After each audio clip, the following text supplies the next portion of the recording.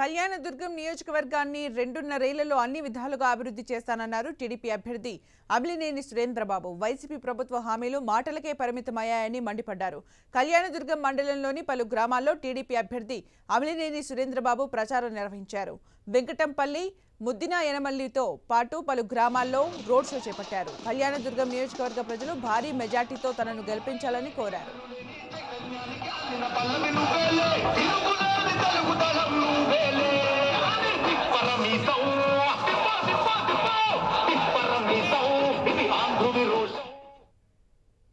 ప్రమాణం చేసి చెప్తున్నా, ఖచ్చితంగా 2.5 సంవత్సరంలో మీ గ్రామాలకి ఖచ్చితంగా ప్రతి ఒక్క గ్రామంకి 114 చెరువులు నీళ్లు తీసుకొచ్చి మీ మనసును గెలుచుకుంటారని ఈ సభాముఖంగా తెలియజేస్తున్నాం.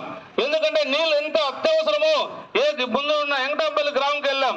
ఆ గ్రామంలో చాలా మంది మహిళలు వచ్చి, నాయన మేమంతా తెలుగుదేశం పార్టీ ఉండేవాళ్ళు కూడా అందరూ తెలుగుదేశం వేస్తాం, మాకు నీళ్లు కావాలా, ఇంకేం అవసరం లేదన్నారు.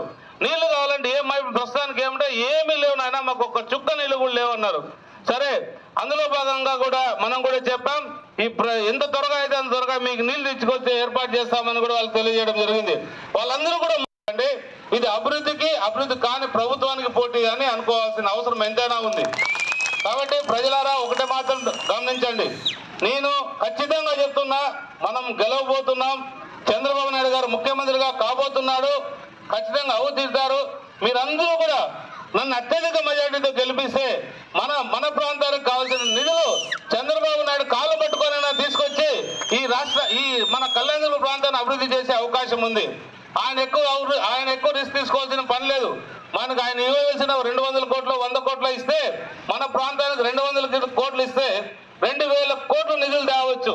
అంటే మన నియోజకవర్గంలో ఉన్న రోడ్లన్నీ కూడా బాగు చేసుకోవచ్చు.